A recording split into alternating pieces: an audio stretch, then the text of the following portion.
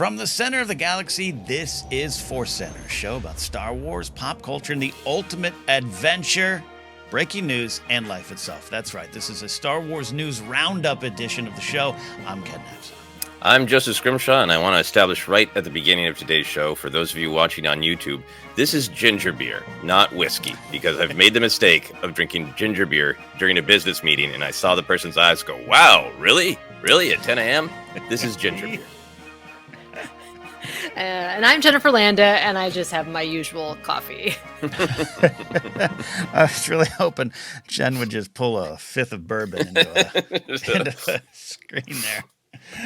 We're here to talk about news. We love doing our questions of the everything. We've been having fun doing that. Subjective Wars. We moved away from Star Wars news on a weekly basis, just because I'll be honest first here. You all can follow up and agree with me. Sometimes I just don't want to talk about it. Here. It's a new Yoda satchel released as part of Season of the Force 9 or something. It's it is what it is. But sometimes the news gets so exciting, and so we're going to take a little bit of a news roundup, stories from the last couple of weeks, put them in this one episode, and we have breaking news. Jennifer, are you excited about breaking news?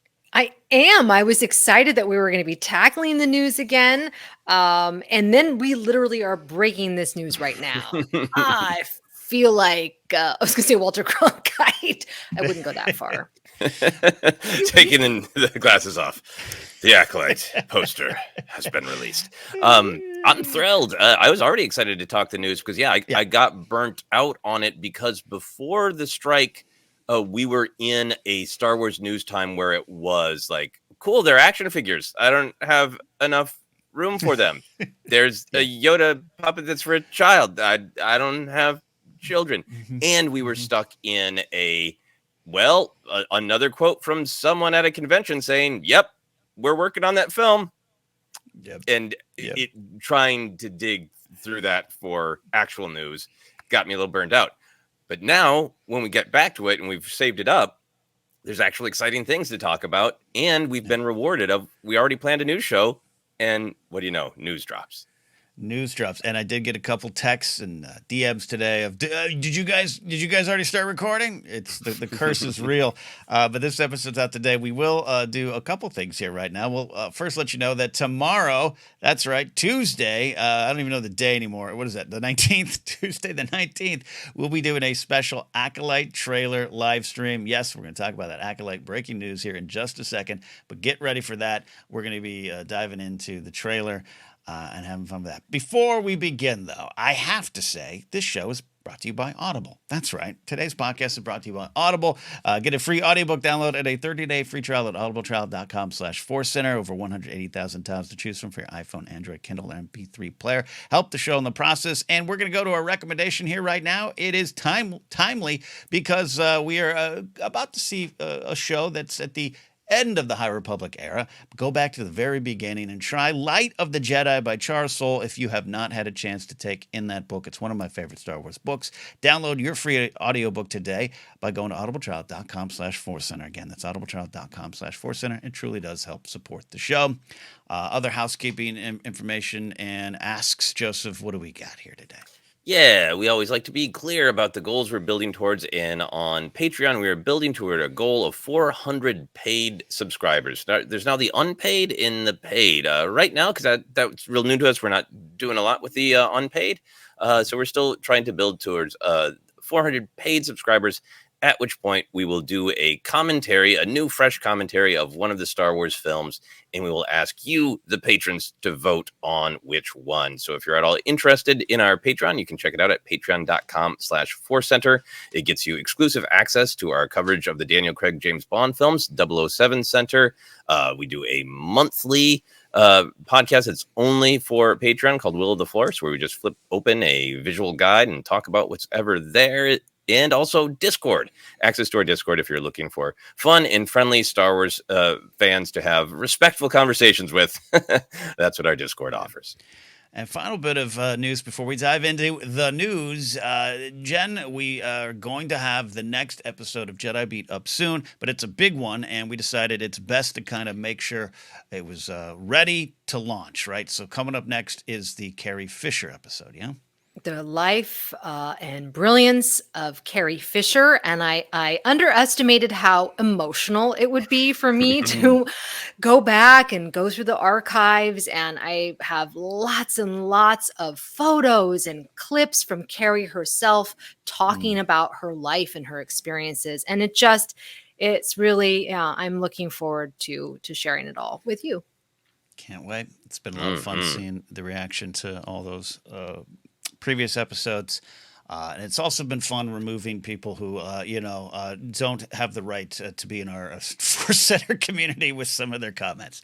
That's been fun too. It's turned into a hobby of ours. I'm sorry. To be very clear, though, I want to be clear. The YouTube can be a difficult space, and the percentages have been really, really Wonderful. Great. It was not what I was concerned that it would still be the kind of environment that we've had where people are hunting out anything positive Star Wars to urinate on.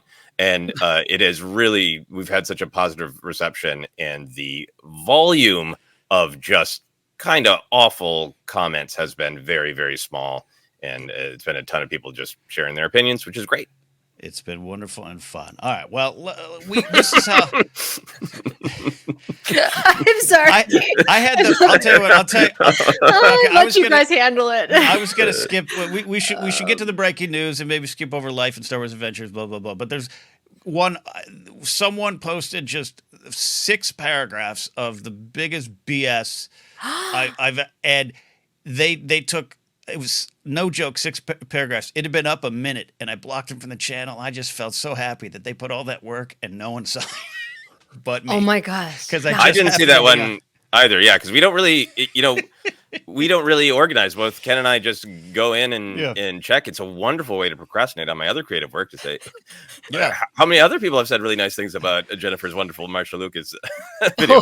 17, cool, great. It's been really nice. So Ken and I take turns. I did not see the one that clearly you took some soul damage from, Ken. No, I had the thing where you on the phone and you update and you just pull it down and it updates. It popped up. He had just posted it, and I read it. Because we don't just a comment that doesn't agree with we're not banning like randomly. It's just like if you're sexist, if you're condescending, if you just you're not part of the vibe. And I looked at it and went, great, block. He had not been on a minute. It was wonderful. Anyway. Oh, that's great. That's great. Yeah, I have no problem people sharing their opinions if they don't agree with me. That's fine. Let's hash it out. But like if you can't be saying like sexist. Yeah, no. And I have been really happy to see the number of people who are like, oh, I had a different take. But the way people are writing it is so respectful. It's a different take, not like, you absolute idiot fool. Of course it's this. Like, nobody's been doing that. It's been really, really great. It's been great. Well, this is how we sat down to record. We're going to talk about this news, but we didn't even really get to talk the format. Star Wars Life Adventures. Do we have a vote here? Should we just get to the adventure that is breaking news? I think let's get right into the Acolyte. For Life Adventures, check out our social media. That's right. That's right. That's where we're at there. Okay, well, we're going to do this. We have got, finally, some news, some posters, a trailer coming, a confirmation on the release date of The Acolyte. This is the Leslie Headland-led series that we're all very excited for. Some of you may have seen footage of it at Star Wars Celebration or by other means on the internet that you don't have to confess to right now. It has been some of our favorite footage to talk about, or at least say, hey, we got to experience it and we're not going to dive into it. Joseph and I were there for that one in London. It was great. But finally, we have a teaser poster. We have the release date of June 4th, whether that will be at nighttime and it's kind of a June 4th, June 5th release. There was reports that it was June 5th, but hey, all close, all in the same bucket there. And we have, as we said, the trailer, what's being called the official trailer on StarWars.com. So not necessarily even a tease. That is coming 8 a.m. our time tomorrow morning. We'll do a live stream, like I said up top, later in the day, about 11 a.m. Pacific for us. But let's dive in. Joseph, I want to get your take here on this poster, the release date, and overall thought about how this found you this morning. Well, this was great because, Ken told me as we were logging on here that there was a poster. So I went and looked at it, and clearly this is a giant lightsaber being dragged across the surface of crate. Mm. That was my first reaction of like it does have a little bit of visual similarity to that white and red crate motif that was used so effectively throughout the Last Jedi marketing. But obviously not. It's good. Here's what I like about it: the poster from General Visual Analysis of this is, as they say, this is a show about this is still a prime time for the Jedi where they are noble. But there are cracks in the foundation, which that's great that's literally the image. It is like old school marble, like some Roman Colosseum from, noble antiquity, but all cracked and pitted. And then this could just be a lightsaber ignited, but I love that it is the red and the streaks and the potential for violence and the threat of violence rather than active beginning of violence. Those are my initial just kind of gut reactions to the poster. No, I love everything you're saying because it has the words on it. In an age of light, a darkness arises. It's the cracks in the marble. Everything's starting to come apart. Maybe this is 100 years before the Phantom Menace. Jen, blood, cracks, blades. What do you think? It is, it evokes a certain emotion immediately. It's just kind of shocking, to be honest. I'm looking at it right now. It's violent. It's brutal. We see the blood splatter. The hilt almost looks slightly tarnished.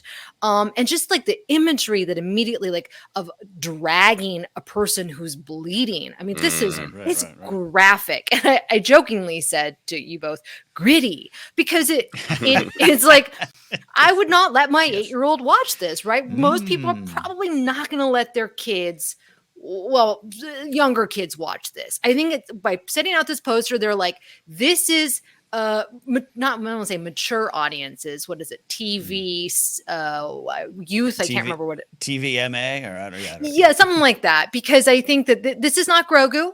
Right? This is not going to be like The Mandalorian. This is going to be a little bit different. They are making that clear. And it's just like, and even the juxtaposition, Age of Light versus the darkness, it's just terrifying. I'm scared. I'm scared. I think we talk often from our perspective of being Gen X and being into gritty, dark things for lots of reasons and coming around to the Phantom Menace and having grown up with Star Wars. But a lot of people in our generation, not all, but a lot, kind of forgetting the fun and the whimsy and wanting it's Star Wars, but with a darker edge. We would have all lost our minds dancing in the street for this poster. If this was a poster for Phantom Menace, we would have all, So we just, again, to sort of talk about the way that we have different desires based on the time we live in.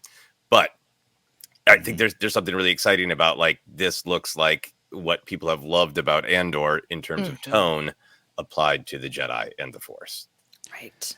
Yeah, I agree with all that there, and we all kind of understand that Star Wars, that buffet we've always talked about here, Star Wars and food. You can have shows that reach a lot of things. We know Skeleton Crew is going to be showing up later in the year, and it's been described by anyone around it as it's like Goonies, and we've got that, we've got this, we've got Andor. We have Bad Batch, which I think scratches a lot of Star Wars itches for me. But I'm with you, Jen. I don't know if I'm scared. I'm intrigued. The dragging of the blood. I'm trying to even now. I haven't even had a chance. I'm like, should we zoom in on the blade, on the hilt? Is there a reflection there? What's going on? I think I see either a potato or Boba Fett's ship.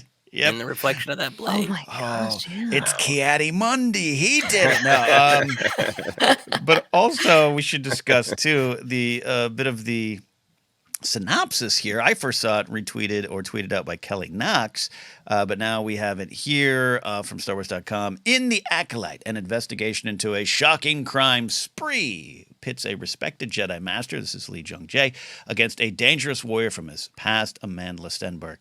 As more clues emerge, they travel down a dark path where sinister forces reveal all is not what it seems. We got ourselves a true crime show here. That's what we got. Jen, reactions to that? I am really excited. It's one of the reasons why I enjoy Attack of the Clones is because it feels kind of more like a noir Star Wars mystery. This literally is going to be I don't want to say a whodunit, but yeah, just again, the imagery is so clear of just like fog. And I wouldn't say wearing a trench coat, but wearing his long robes, Jedi Master, trying to find clues and trying to find the answer. So this is really exciting. Very different for Star Wars, but like you said, Ken, it's a nice buffet. Nice buffet. I like this true crime angle. I like what's going on, and I have questions of will that word Sith be even mentioned? Because maybe at this point you think no, but dark Sith and dark side. You could be dark side and not be Sith. There's a lot of options, Joseph. Yeah.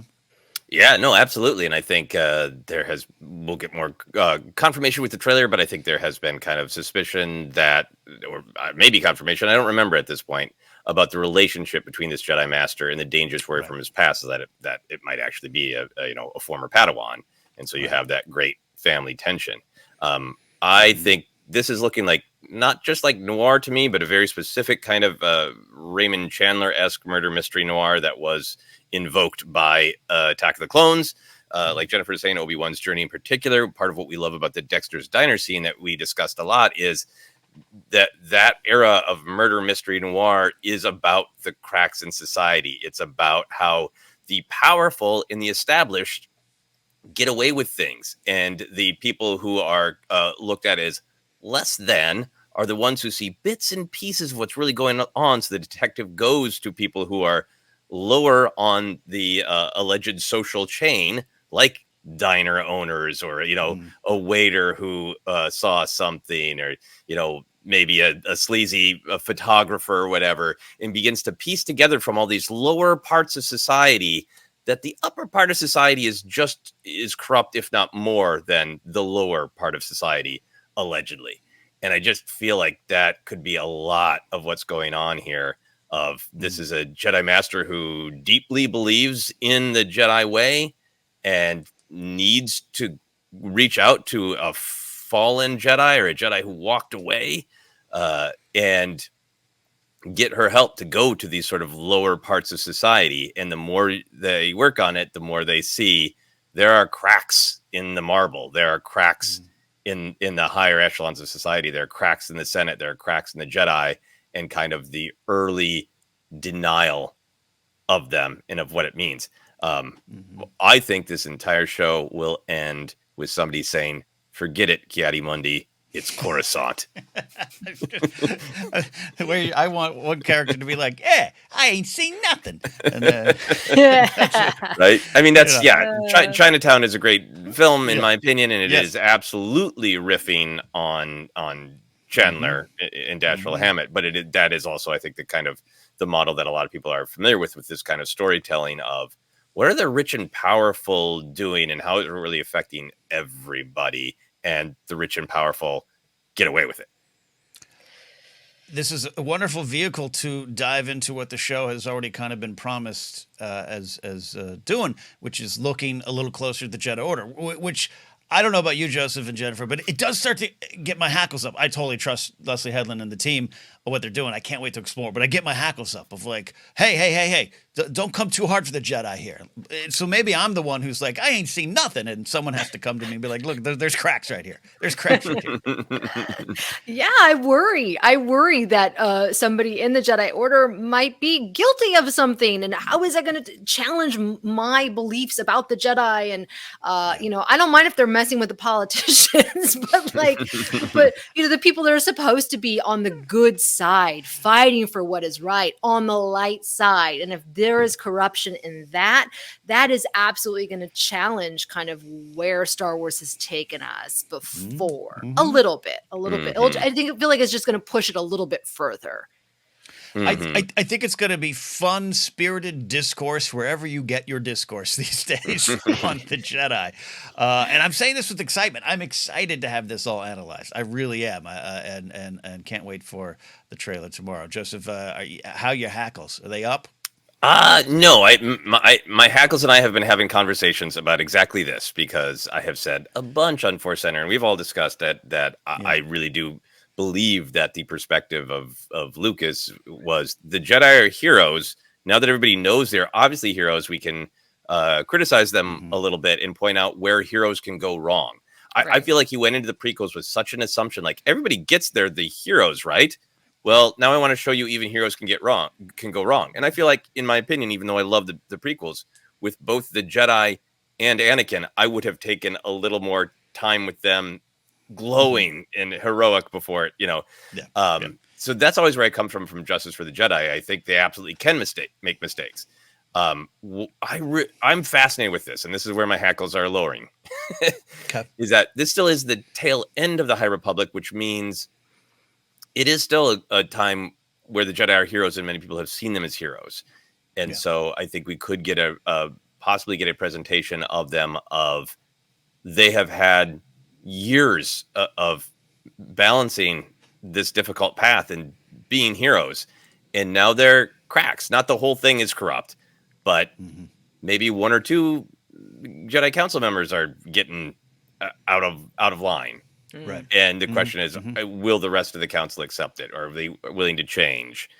That kind of thing. And I feel like that leaves plenty of room for still presenting some of the Jedi characters as well-meaning, not in nuanced, Yeah, I'm really with you. I think that's gonna and again going to the noir example and I'm not at no point has someone said this is just a noir Star Wars story. There's going to be a lot of genres in here. We know maybe some martial arts. We got the influence of Matrix. A lot of wonderful things.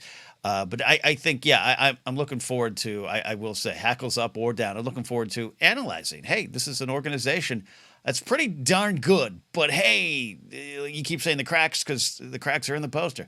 What do you do with that? What do you do when you're faced with that and how that leads into the Phantom Menace? I'm excited.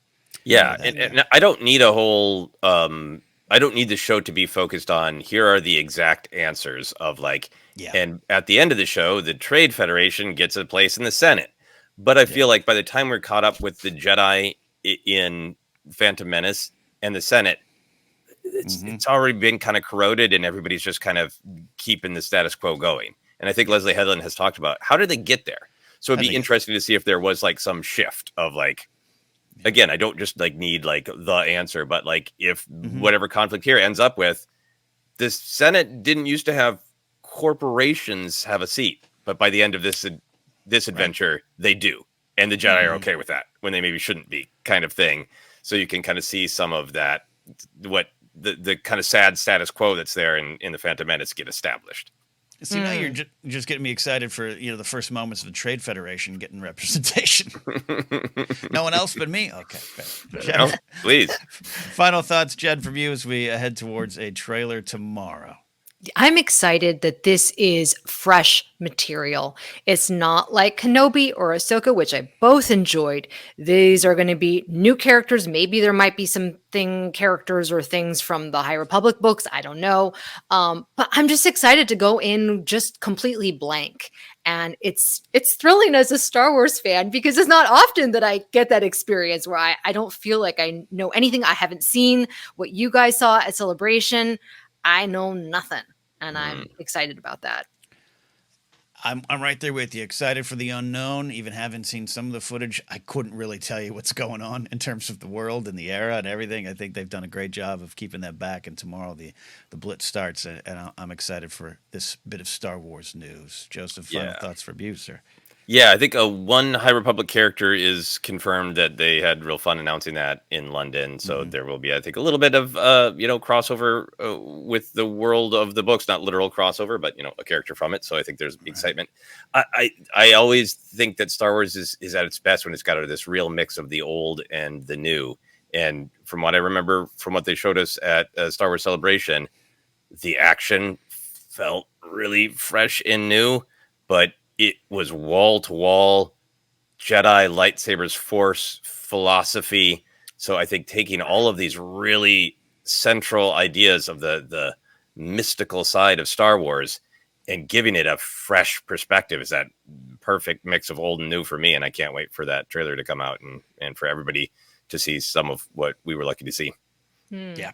Very fortunate to see. Well, like I said, tomorrow, Tuesday, the 19th, live stream for us at 11 a.m. Pacific. Joseph and I will be on. Jennifer, unfortunately, you got something going on, so we'll have you maybe leave some sort of parchment with your words on it. We'll read it on there. There you go. I'll there you send go. my carrier pigeon. We're going to dive into more of the news that we have not had a chance to get into the last couple weeks. And this headline reads, Rogue Squadron still in development according to source. And the source is Patty Jenkins. This was kind of news that broke last week while we were hanging out with Alex and Molly on their Clone Zone live stream. So here's a chance for us to dive into it. Patty was on the Talking Pictures podcast. Ben Mankiewicz on that one there as the host.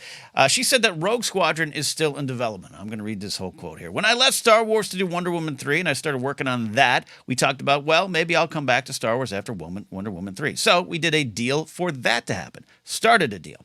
But when Wonder Woman 3 then went away, Lucasfilm and I were like, oh, we got to finish this deal. We finished the deal right as the strike was beginning. So now I owe a draft of Star Wars. We'll see what happens there. They had a hard job in front of them of what's the first movie they're going to do. They have other directors who've been working, but I am now back doing Rogue Squadron. We need to develop, get it where we're both super happy with it. Conversational quote right there. No confirmation from Lucasfilm Disney on this latest update, but we will add before we dive in. After saying the project, quote, just didn't happen at Star Wars Celebration Europe 2023, Kathleen Kennedy had said in May that Rogue Squadron is still, quote, on the books. So what do we make of Patty's comments? Starting with that, and what does on the books mean and drafts do? Joseph, we'll start with you. Yeah, I think that I'm very excited for a Rogue Squadron movie. I would love a Rogue Squadron movie or television show, and so I don't want to dampen any of the excitement for that. But to be honest, this seems like just a very smart and honest move on Patty Jenkins' part to put this out there, gets fans excited, get buzz going. This isn't a drive-by slip on a panel or a red carpet. This is a sit-down interview with a respected entertainment journalist, as far as I know. And it seems like very much a conscious choice to put this out there, get fans excited. And hey, if you're excited, great. That's how this system works these days. We talked a while back about development deals because it's so easy to just pull out just the sentence, I'm now back doing Rogue Squadron, and everybody's got busy lives. Somebody just posts that on Facebook, and pretty soon half the internet just thinks Rogue Squadron is announced, confirmed. When's it coming out? To me, a movie being filmed, in production, given a release date, is like a marriage. And all these development deals are like, we matched on Tinder.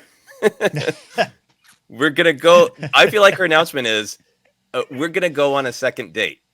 If rumors and reporting are true, we handed in a script that we weren't aligned on. Patty Jenkins and Lucasfilm, we weren't aligned on. Then I was maybe going to go do Wonder Woman, and that didn't work out. So now I'm going to give them a second draft script. And if both Patty Jenkins and Lucasfilm agree on the script, as she says, then there will be the possibility of this film being made. That's the way I read this. I'm with you on it. I once quit my radio job and then 3 days later asked if that they still wanted me. So, and they did for like 6 more months. And Jen, I want to pitch it to you here, but I'm someone who was when this was announced on Investors Day and that footage came out of her telling her very personal story about her father and her connection to flying and fighter jets and those kind of stories, and then skated off to the X-wing. I was emotional. She sold me on that. This is anything about her. I like the first Wonder Woman. I like parts of Wonder Woman 84. That's about it for me, right? Like I have at this point in my life, no strong opinion either way. But when this news broke and I read the story, I just kind of went, all right. And Jen, I know you kind of were with me, and Joseph too, but with me when the emotions of that Investor Day announcement. Where are you at? It was huge. It was huge. Yeah, it was big. So I'm excited. I had faith all along that this was going to happen. I'm the person that looked on Facebook was like, yay, it's happening. It's a go. Green light picture. And I don't think that they just matched on Tinder. I think that they really have a true love between Lucasfilm and Patty Jenkins. I don't think that they're like, they haven't stopped seeing other people yet. But I think, there's a real strong connection. I think that they want to work with her. They think about all the money and time and energy that they put into what we saw with that. What was it for the Investor Day? The video, the kind of teaser thing, right? That put a lot of thought. That shows commitment. And so for me, I think that they believe in it. They're not quite there yet. They need to hash it out. I'm sure that she probably has a great relationship with Kathleen Kennedy. I'm totally speculating here. 2 women in the industry, right? Two powerful women. And I think that they want to make it work. Plus, as we were just talking about, there's a whole bunch of fans that are like, where's our Rebel pilot stories in the feature film space? Remember, we just were talking about that a few weeks ago. And I was like, here it is. Here it is. So I'm optimistic for once in my life. But please correct me if I'm wrong, Jennifer. What I hear you saying is they are going on a second date and you're really rooting for them. Like, I think that it's been love at first sight. I think that they're going to get together. They're going to get together. They're going to get married, and they're going to have babies. Do you take this as? But it's hope, right? You don't take this statement as confirmation that Rogue Squadron is coming out in 2027, right? Oh no! But I think that they are wanting to make it happen. I think she wants to make it happen, and she's got time, and she's going to pitch for it. And I think, like I said, the audience is there for this type of story. The next question, which we'll discuss, feature film or series. And that's where they may lose her. I don't know. I have thoughts on that. Yeah. I think there's also an element for me where I think the 2017 Wonder Woman is not just one of my favorite superhero films. It's one of my favorite films. I think it is an amazing, phenomenal film. I think Wonder Woman 84, like Ken, I had parts of it I really loved and parts of it that felt a little wonky. And there are a lot of discussions around it that I thought were really valuable and important. And people can go Google those. I think that Patty Jenkins got an incredible amount of creative freedom on Wonder Woman 84. And I think there's a part of me that feels like this is a message to Lucasfilm as well, to say in an interview, I know Lucasfilm is a collaboration, that we need to be on the same page about the script. Feels like not a casual off the cuff comment, but a real clear communication of it has not really worked for anyone to come into Lucasfilm and go, I want to be an auteur. That's just not the way that Lucasfilm works, good, bad, or otherwise. It's a collaborative space. You can be extremely creative, but Dave Filoni is, still going to tell you which scenes of The Empire Strikes Back it reminds him of and give you some notes. That's just, it's a collaborative environment. And I think it is meaningful to me, to your point, Jennifer, that Patty Jenkins really does want to make it happen, that there is a signaling of like, we really got to be on the same page.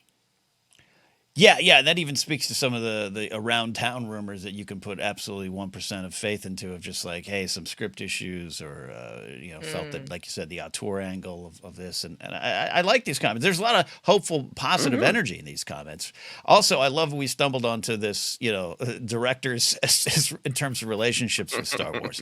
They're on a second date. Taika's in an open relationship. Dave Filoni is only been with Star Wars. It's his only marriage. JJ's the stepfather. Yeah, Dave's the high school sweetheart. JJ's the stepfather, and Ryan's the one that got away. Like this is oh my gosh. It's all there. I love it. We could dive into it. But I do want to talk about, will this happen? Do we want this to happen now? I don't think this is going to be the first movie out of the gates, because even Patty acknowledges a lot of things going on right now. So not even worried about timetable. But there was one quote, and you're right, Joseph, I think you made reference to it. She did say series. The series was in the conversation. Not that she said they're going to do this as a series or anything, but I thought I read that. I was trying to put it together this morning. So we'll go over that. Jen, you were excited to get to it. What do you want? Where do you want it? When? I do not want a series. I don't want a series. I really want the budget of a feature film. I think it's what she does. I want Top Gun Maverick, but make it Star Wars. I want it to be an event for all of us to go. I just feel like it can really. I don't know. With a series, I just see like they'll just have more production constraints, right? And I think that budget-wise, it just comes down to money. And I think for something like Rogue Squadron, it deserves to be in the movies. It just feels like an epic event. And so if we have to wait, we have to wait. That's fine. We'll wait. Yeah, I agree. I think even if they said, we're going to give you the same budget as a feature film and break it up into a limited series 6-episode event, even if the budget was there's a part of me that just wants to say, I want the seat to rumble and feel it in my sternum when the X-Wing zips over the screen. I want that big experience, and I feel like Star Wars is in a time and space where it needs that sense of you have to see it in the big screen, the X-Wing exploding, from the constraints of your 64-inch flat screen television. That's not even big enough. Right. IMAX. 3 stories tall or nothing. Like, you just kind of feel it. That's the vibe of Top Gun, of the fighter pilot element of this that people are so excited about. Yeah, I agree with you both. Yeah, the X-wing zips across, you run, then the Y-wing slowly rumbles across, and your beverage is slowly shaken. And it feels it in my hip. I feel that one in my hip. And there's a lot out there, obviously, on the business side that we're not even diving in fully. There were some numbers out there. Some of them may have been right or somewhat inaccurate, though, about what the movies have made for Disney. And this is the Star Wars thing since the sale. I saw some of that story, and it was going a different direction, so I didn't want to include it today. But the business is part of this, and we know Uncle Bob, who's lost a lot of grace with a lot of fans for a lot of reasons. Maybe speaking words to investors, right, more than anything else. There's also some stuff going on in Disney with a hostile group and all this kind of stuff. So there's some TV movie of the week studio politics going on. So I don't know if when Uncle Bob says less on series and more in movies, and I don't know how true that is overall, or how much that is just speaking to people who have a call-in code to the investor meeting. But I just don't think series feels in the cards for a lot of things going forward for me. That's where I'm at. That's true. And the great thing about this movie is I just was thinking about it, Arclight, RIP, going with my dad to go see this. Like, this is like a generational kind of film that could appeal to the 4 quadrants or whatever they call, right? Like, it could just appeal to a broad base of fans or non-fans. And I just think that is that's gold for Lucasfilm right now. And they really do need that. And to bring in maybe new fans who don't know much about Star Wars. Yeah, but you say right now, and it still could be 5 to 6 to 10 years out at this point. Yeah. I mean, I think that's the thing for me is like, I don't think they're going to move off of Mando and Grogu as the next film, right? No. They've announced it. It's going to start filming. I think now the next Star Wars film that's on a calendar is 2026. But if they're filming now, and if they're using a lot of the techniques that they've got, I mean, they haven't started filming, but I think the rumors is that they're going to start filming soon, which would mean maybe Mando and Grogu in 2025. I don't think a film that doesn't have an agreed upon script yet, like Rogue Squadron, is gonna bump the announcement of New Jedi Order. No, because I think I think that it really felt like taking the reins for the Star Wars Celebration announcement and going, these are the next films we're doing. Yeah. Okay, we'll sneak in a Mando and Grogu. So for me, I would absolutely love a Rogue Squadron movie, but I think 2027 would be the absolute earliest. And then you even get into that much bigger discussion we're having right now of how many franchise movies can come out, how close to one another. Because I think the Marvel magic might be broken. I don't think from the quality of the films, but people got themselves to that point of like, we're so invested in the Marvel story, we'll go to see 2 to 3 films a year and still treat them as events. And I think that magic might have been broken Mm-hmm. What's working in the theater is event movies, is Barbie, Oppenheimer, Dune. You got to see it on the big screen. And by definition, things can't remain events if they come out too frequently. And I think that's the hard thing for me with all this movie news of like, yeah, I'm excited for that movie. Yeah, I'm excited. But we might need some time. That's kind of where I think my lack of excitement came, of just like, all right, they got to, it's not just Star Wars. The industry is right now like that famous image of the bridge in Tacoma about to collapse. It's just like moving around, and we don't know what's going to happen next, and Marvel and Star Wars and IP and streaming, and more streamers are being bought by other streamers, and it is. I think I just look at some of the stuff and think, wake me when it's there. And I don't, which is when you cover Star Wars, that's not the right attitude. But I think with this one, that was I'm excited for it. I didn't read those books growing up and everything like others did, so I'm excited for this, but not in a specifically passionate way, like say an Alex Damon who's been wanting this story, which I respect that. So I'm willing to wait. Also, if we're starting to see a contraction of series on Disney Plus. Then the idea of 2 movies a year seems a little bit more workable for me down the line. I think that's part of not just with Star Wars and Marvel. It's a longer conversation, like I know you were hinting at, Joseph, of just like the magic's not gone for any one reason, right? And it's not even all gone, by the way. It's just, it's different because we're 15 years in or so into Marvel. We're 10 years into this new era of Star Wars. It's going to change, like a relationship, going back to marriages. Someone once said to me, 10 years into your marriage, you have to look at someone and fall in love with them again for the first time all over, right? Like it's we're at that point, and if there's going to be less shows, but maybe 2 in the theater, I think maybe that could work, but not right now. I don't see it happening now. Yeah, and I mean, and if they're different, they appeal to different people. Yeah, I don't want to say it, but I do feel like the series watered down some of the demand, because you were getting so many Marvel series and so much Star Wars stuff, which was great at first, right, with The Mandalorian. But then it's like, well, then it takes away from the event of the movie theater, right? Of seeing Star Wars, where you could only see it on the big screen, right? It's not like, I mean, the Barbie animated series on Netflix is very different than the live action Barbie. It's just not the same. But yeah, I do think if they decrease the volume of shows on Disney Plus, it would help.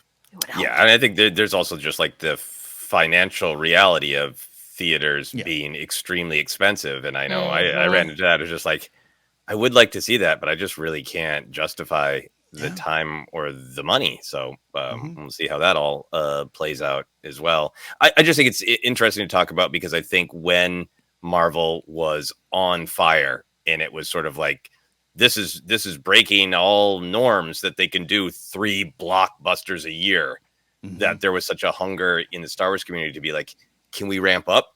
Can we get to Marvel?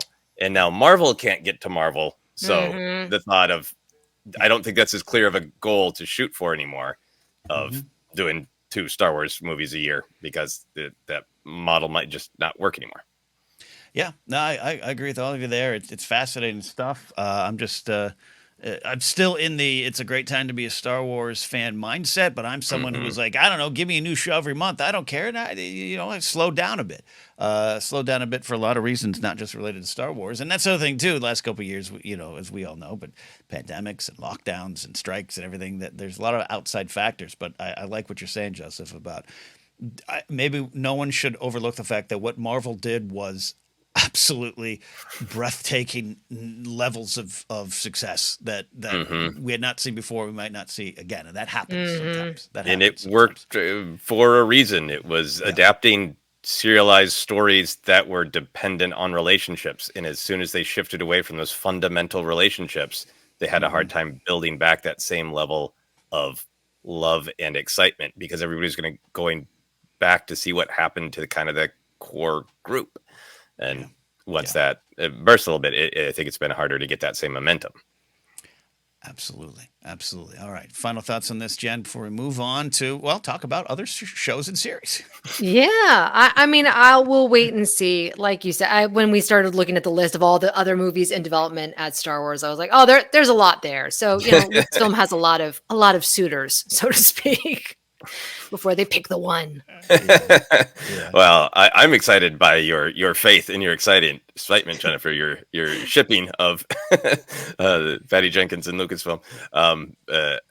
I would love a Rogue Squadron film. I would love it if Patty Jenkins made it. If it doesn't work out for her, if she says, "Hey, I don't want to do this after all," if it doesn't, if they love each other but they find out they can't live together, it's tragic. It happens. That I hope a Rogue Squadron film still comes along eventually. Yeah, it's a great idea.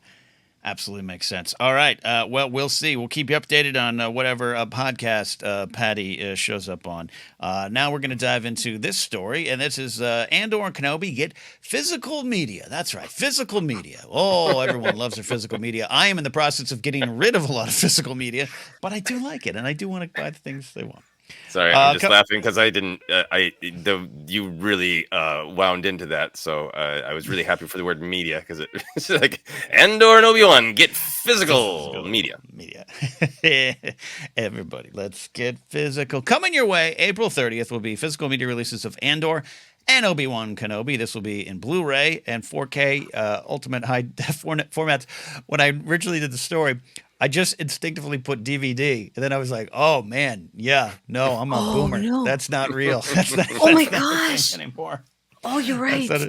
Yeah, there is a VHS store not too far from my house that I'm excited to see VHS making a comeback for that community. But yeah, I had a little bit of oops, nope, we're not there anymore. But anyways, Blu-ray and 4K releases. Each set will be in premium steelbook packaging and come complete with concept art collector cards. Here's some of the footage. Kenobi bonus featurettes include Duels of the Fate, Obi-Wan versus Vader. This is Deborah Chow, Ewan McGregor, and Hayden Christensen examining the lightsaber battles of Obi-Wan and Darth Vader. The Dark Times, villains uncover the lore of the deadly Inquisitors in Darth Vader's iconic look. Designing the Galaxy, say hello to Leia's lovable sidekick Lola and explore the new planets of Star Wars Galaxy. Director commentary as well. Ooh, we do love director commentary. Andor's bonus features include Ferrex Part 1, Imperial Occupation. They actually got Tony Gilroy to sit down for this. Kathleen Kennedy and Diego Luna discuss the series' origins. Aldani, Rebel Heist, joined the shoot in Scotland, and character spotlights, Rebel training stunts. Love that. Coruscant, Whispers of Rebellion, explore the stories of ISB agent Dedra Miro, Senator Mon Mothma, Spy Master Luthen Rail, Narkina 5, One Way Out, Uncover the Empire's penal system and the prison Starkler. These are documentaries that are very real world. Ferrex Part 2, Fight the Empire. Continuation of the behind the scenes there. So we're going to parse this out into different discussions because I'm intentionally being vague with the titles here. How are we feeling about these releases and the bonus features? Any jump out to you, Jen? 100%. The Andor bonus featurettes are exciting to me. It's basically what I'm assuming what a Disney Gallery episode would have been on about. And also because we haven't gotten a lot of the behind the scenes as much. I feel like, what did they do? That tribute to Kenobi, right? Right. Yeah. It wasn't a Disney Gallery, but it kind of different. Yeah. It kind of felt a little bit behind the scenes. So I don't want to say I'm not looking forward to it, but I kind of feel like I've already kind of seen some of that. So, but Andor, this feels very new. Yeah, I'm with you on the Andor stuff. I make jokes about Tony Gilroy all the time, but I mean, I'm fascinated to hear how he put this all together with his team and everything behind it, and just, you know, we didn't get a lot of this, and there was a lot of like, hey, where's the Disney Gallery, the making of Andor, like all that kind of stuff is here. Be exciting to see, and with that series being so, you know, I had the practical versus volume, all that stuff. That discussion's almost getting tiresome for me. But just to actually go to the set and see it and see those bricks and screws that everyone has opinions on. I'm excited to explore that. And yeah, the Kenobi stuff, Joseph. I want to kick it to you definitely in the Kenobi stuff. But yeah, we did get some. But I'm really looking forward to the director's commentary with Deborah Chow sitting down for the action-packed finale and getting some thoughts from her.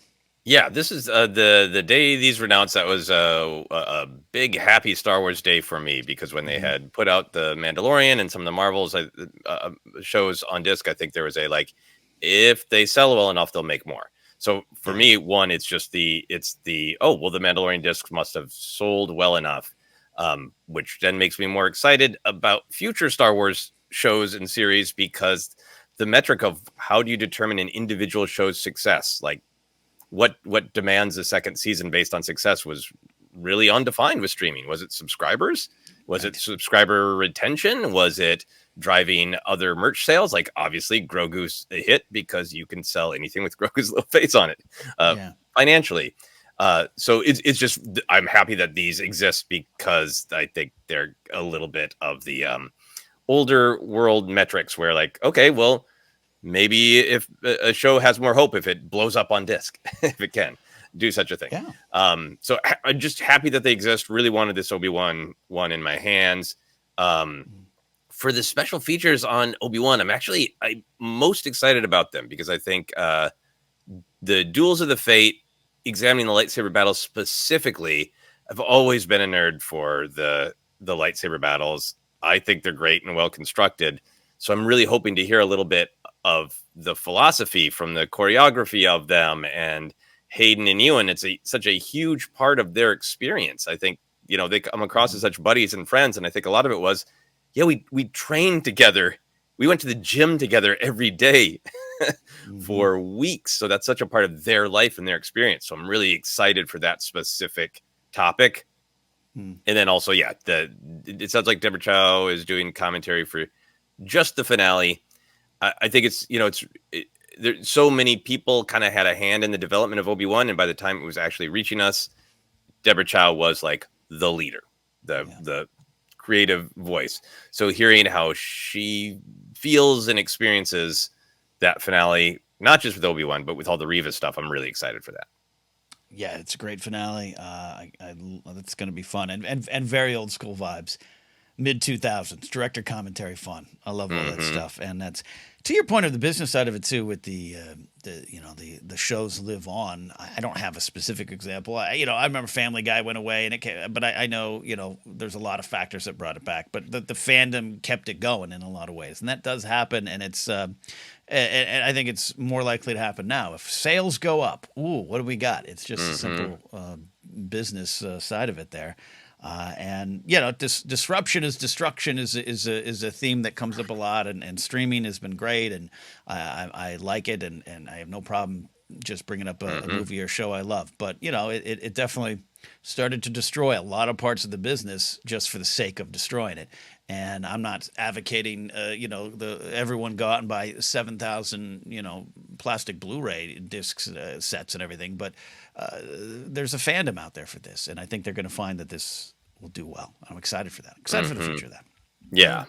I could see them actually doing like the Disney Vault, like they used to do. Remember those? How they would just lock away. Get your VHS copy of Sleeping Beauty now, otherwise she's going in the vault. That's right. And I mean, it could be a way for them to make more money. So Andor is going to be pulled in 10 years. Get it now on Blu-ray. So for the Andor features, that first one sounds really good to me. The how the series it said Tony Gilroy, Kathleen Kennedy, and Diego Luna discussed the series origins. I'm really excited about that one because that's the kind of behind the scenes we haven't got as much of, which is a little bit more like, Jennifer, what you've been doing in your wonderful documentaries is kind of getting into the heart of things, of how they happened and why they happened, and that kind of stuff that I think they've been a little reticent to talk about. So they end up, like, I'm a little concerned about some of these other Andor bonus features. They might be great, but they also might be like, I saw the Narkina episodes. I really enjoyed them. I've discussed them. I've heard other people's wonderful thoughts. And if it is just like, this is, we built the set, it's a prison, this is the theme. Like, I'm a little concerned that it's, I want to get into the human side of the making of how did this get decision made? Why did we do it now? How do we feel about it, rather than just sort of like, I'm concerned that I'm concerned that they'll just be like, here are the 3 characters who are involved in rebellion, and we'll show a clip and we'll talk about Mon Mothma a little bit, and there won't be human insight. It'll just be sort of like almost Lucasfilm produced after show. Or press release or so. Yeah, it's like when we when people review shows and they're like, all right, here's the beat by beats of the episode you just watched. Like, we just watched it. Here's Mon Mothma. She was a senator. Like, Yeah, I get your vibe on that, Joseph. And that's why I'm fascinated to have Gilroy, who brought so much to this and had such a clear vision along with his team and his writers and everyone. I'm hoping that shines through on these. Yeah, me too. I'm optimistic. I'm hopeful that they're going to have a lot of behind the scenes B-roll of them in conference rooms. That was the beauty of all the making of Star Wars back in the day with George Lucas, is that he did allow that access of the people meeting and just living the experience, not having to narrate it, and if they want to go and get some, interviews after the fact, I have no problem with that. I want to see people building, having conversations. That costume design, it doesn't work, blah, blah, blah. That's what us fans really want, not this like polished, like you're saying, press thing where it's, Yeah, it becomes a press kit, I'm very optimistic for what you're describing. You're describing exactly what I want, Jennifer. That's what I want. It's why I love the director and the Jedi doc of Last Jedi, and I like the one that came out with Rise of Skywalker a lot as well. I thought they got a lot of access, but when Mark Hamill says he's on camera saying, "Hey," that stuff's part of the Star Wars story we all love. The making. Yeah, exactly. And that shot where Ryan tells him the film's gonna be called The Last Jedi. It's you, and like good stuff. Yeah. But there's more. There is more. The actual release titles are Andor, the complete first season, and Obi-Wan Kenobi, the complete series. So, Joseph, is this the announcement that it's a wrap on Kenobi and the idea of a second season and the hope of a second season? We'll start with you on thoughts on that. This is a brilliant marketing fake out. I lied to myself. No. Yeah. When I saw that, I had a deep and sad sigh as I begin my journey toward acceptance.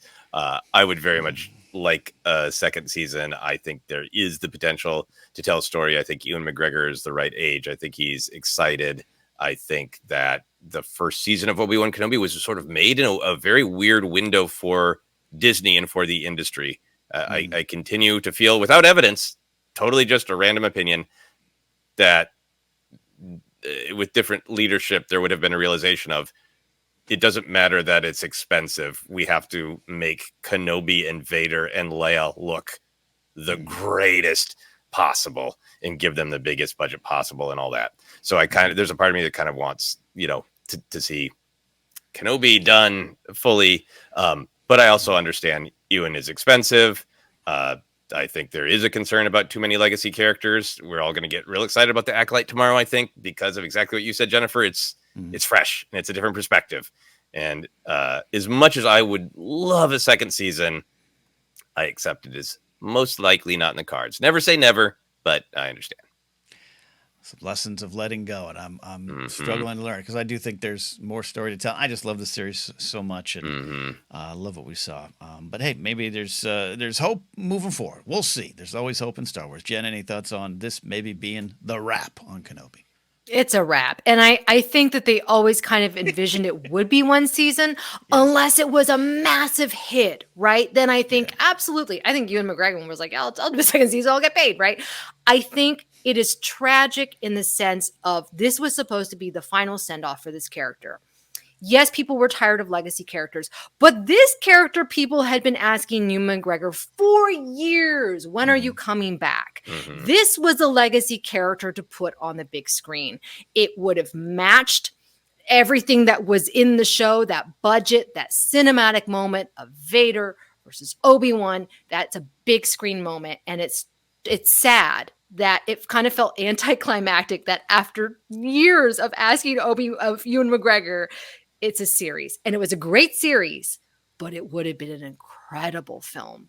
And that's it. I don't think he is going to, unless he makes some appearance. It's really sad. And I think there's a possibility of Reva continuing on, and sure. Neva's series with no Kenobi is a whole other ball of wax. Or I know some people want a Vader series. I would love an Obi-Wan series, but I think it is understandable.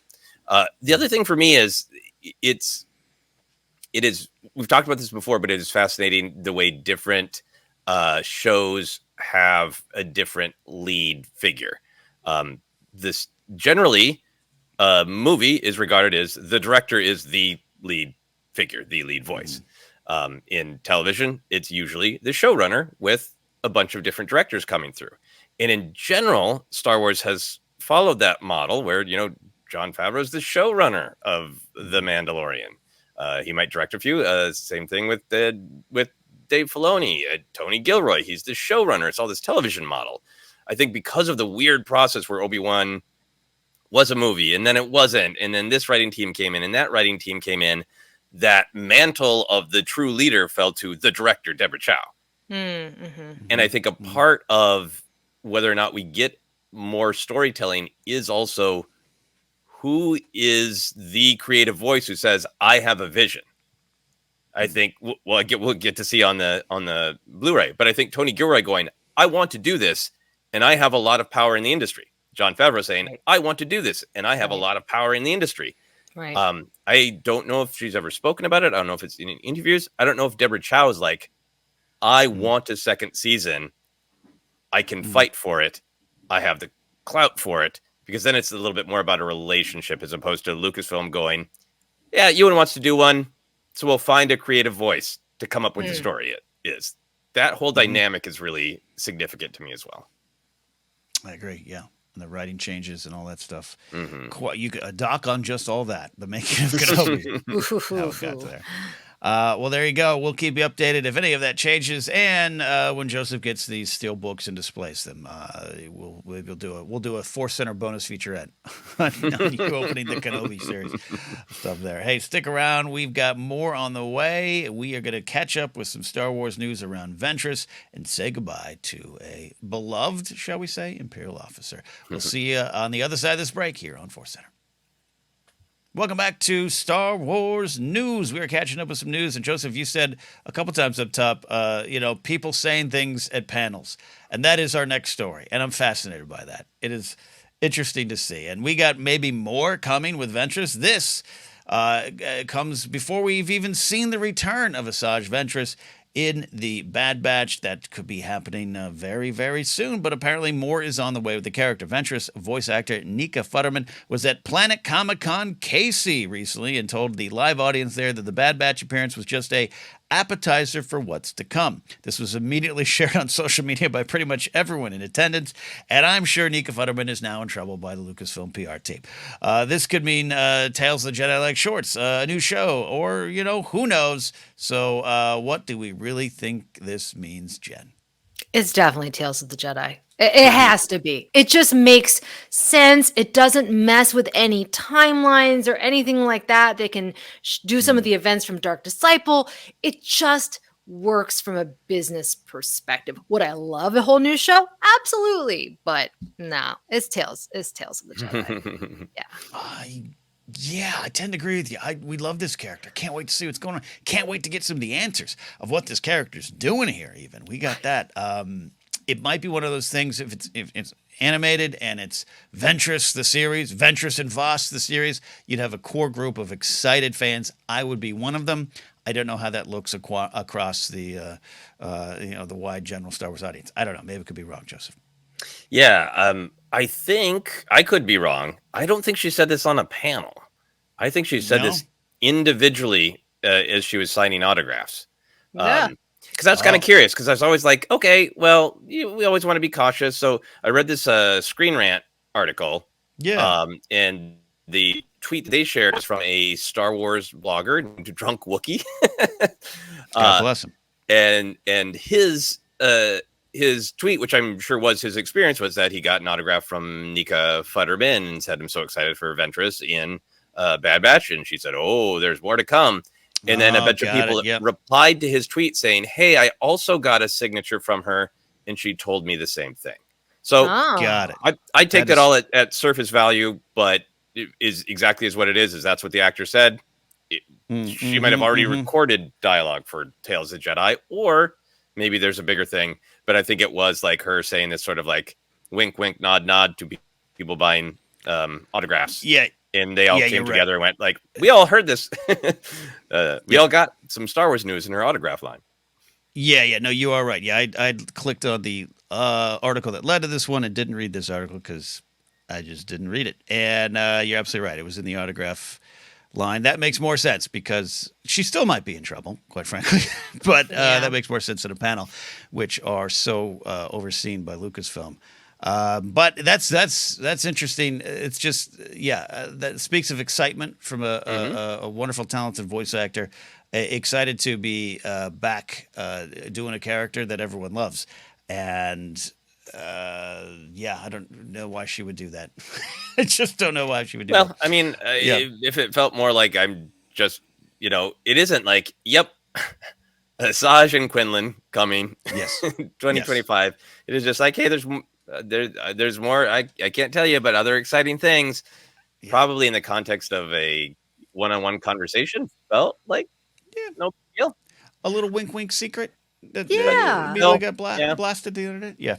I mean, to know who she is, to know, like, you have to be a hardcore fan, right? A hardcore fan of the character. And I think that she had this probably genuine connection, and like, you came to me and did this, and I'm going to have that connection with you. And, just the way that the world works, it gets reported everywhere, right? I mean, even this small little moment of just like, hey, you like the work that I do.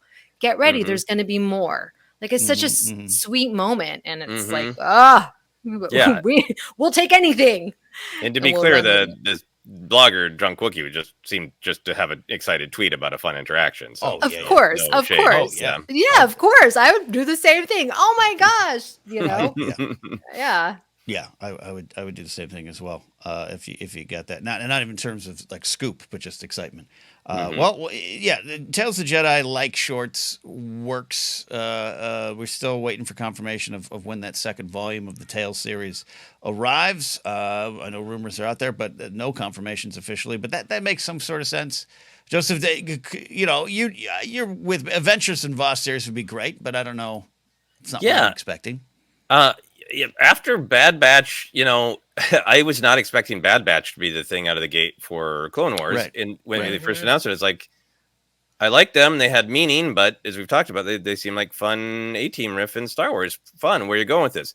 Now I think I'm trying to be much more imaginative of what do they want to do next. And, and I see a lot of value in I'm not saying I think there is an Asajj and Voss show, but if there were, I see a lot of value in it. It is great representation. It is a great perspective on the galaxy, and it could be a hidden path show if that's what's going on with Quinlan. I think that there are there's interesting things to explore with these, a Night Sister and a Jedi who've lost everybody else but have each other, and it could be fascinating. I think more than anything, what I'm thinking about now is bracing for Bad Batch. That there's every possibility she just appears. Yes. And there's a whole somehow Asajj return vibe. And then later on, whenever Tales of the Jedi come out, is when we get any actual details. Yeah, that's more I'm thinking every day on Ventress in Bad Batch of being a key part of an episode or a key moment, but that it's the Gunji of it all that we dealt with last year, which is a good thing. It's a good thing. And Tales shorts make sense, but anytime I have a little trepidation for a animated show idea, I do remind myself of Bad Batch, where I was like, okay, I was not excited on that day of the announcement. I was intrigued, as I always am with new Star Wars. But their appearance in the Clone Wars season 7 was good, solid, fine. I don't know if I need it, and now it's my favorite thing. So it always reminds me just to keep an open heart with what's going on. I got one other question about the Asajj possibilities. There's been discussion with fans of wanting Lucasfilm to sometimes do just one-off animated films. They're very popular in other fandoms. How would we feel, Jennifer? How would you feel if there was just an animated film of Dark Disciple? I would love it. I would love it. I don't like the shorts model. I don't like when it's like 3 minutes, 5 minutes of a story, 10 minutes. Give me a story if you're going to give me the story, right? And I think that it could be more of an event for their streaming platform. I like that. I really struggle with the short format. I mean, I know it serves a purpose, but I want to get the whole meat of it.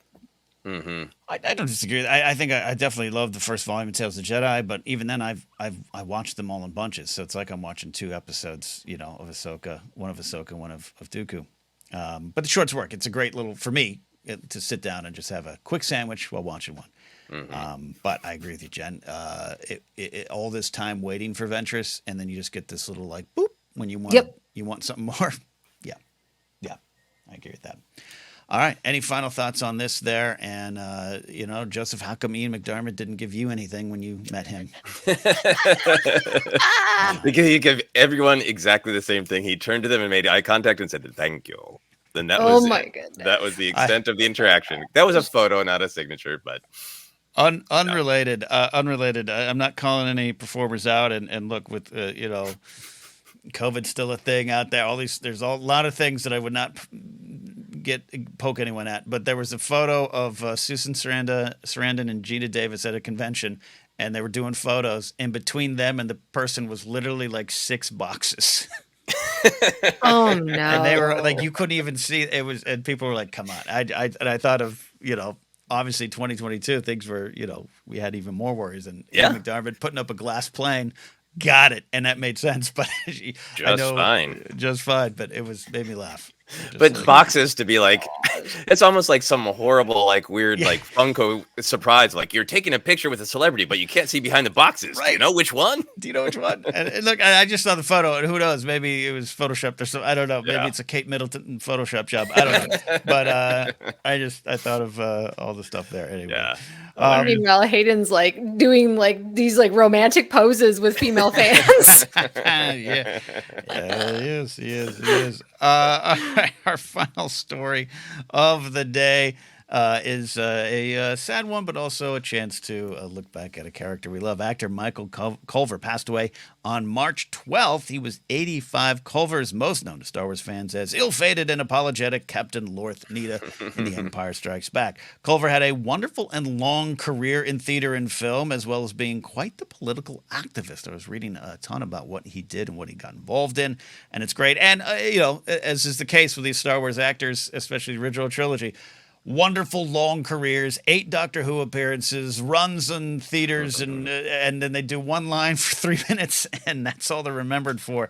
But I think he had a good sense of humor about it. What are our memories of Michael Culver as Captain Needa, Jennifer?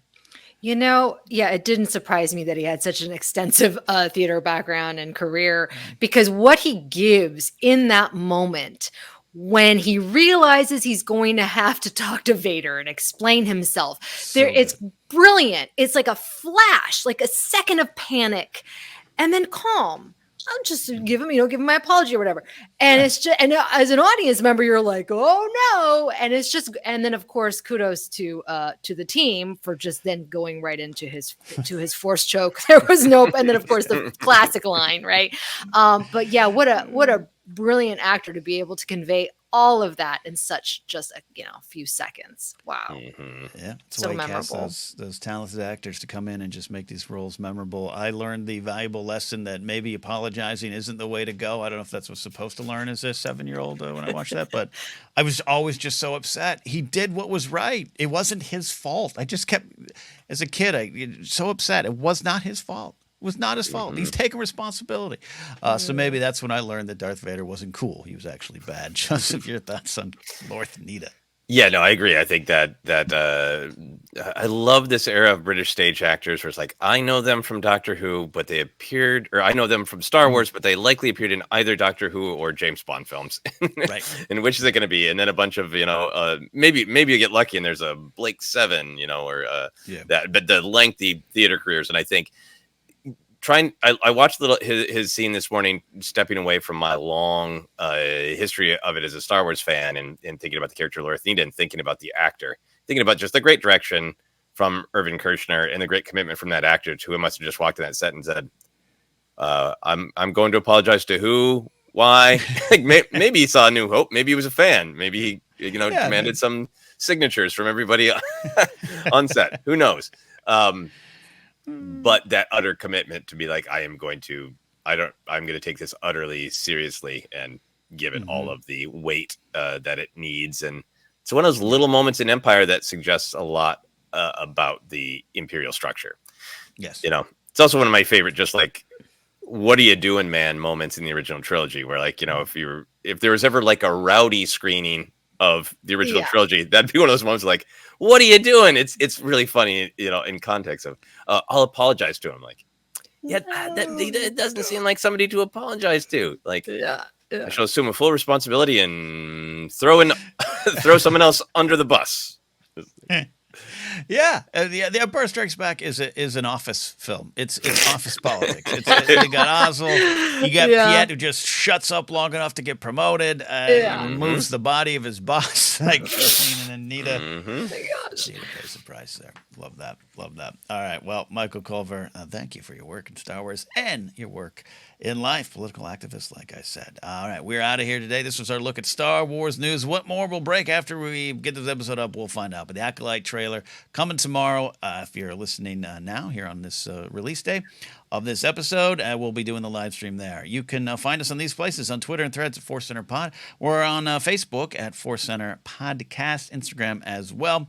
We're available on a lot of places as the podcast. Don't forget the Databank Brawl Rewinds are podcast only right now as we revisit that series. Podcast is on Acast, Apple Podcasts, Google Podcasts, and more. Just search and find us. Merch available at tpublic.com/user/ForceCenter. Support us directly at patreon.com/ForceCenter. We'll have a new 007 Center in April. We have a lot of stuff going on there. Get into the Discord to discuss that Acolyte trailer with some great Star Wars fans. You can follow me at Ken Napzok. Go to my website, kennapzok.com. Got a big Easter show coming up here locally. And then Mark Ellis and I traveling to Boston. We'll be at the Rockwell and also Laugh Boston. Information on my website. Jen, where can they find you? You can find me on all the social media sites talking about who knows what, or maybe nothing at all. Maybe Furby, maybe not. At Jennifer Landa, or TikTok at Jennifer Landa 1138. There you go. Joseph, take us home with all your information. Yeah, you can find me on all the various social media. My handle is at Joseph Scrimshaw. I'm spending time on Blue Sky and Threads and Mastodon and Instagram. So wherever, pick your social media poison and find me there. Other thing, as election time is ramping up, I wanted to mention Vote Forward. This is a thing I do where you can write letters to voters just to encourage them to vote. That's all, just to use their power. And it's been proven to work to get that encouragement for somebody else saying, hey, remember, you have power and you have every right to use it. Makes a difference in getting voter turnout. So that's something that I do. If you're interested in signing up for letters, you can go to votefwd.org. There you go. Do it. Important time for all of that stuff there. Vote, vote, vote. We'll see you next time here on ForceCenter.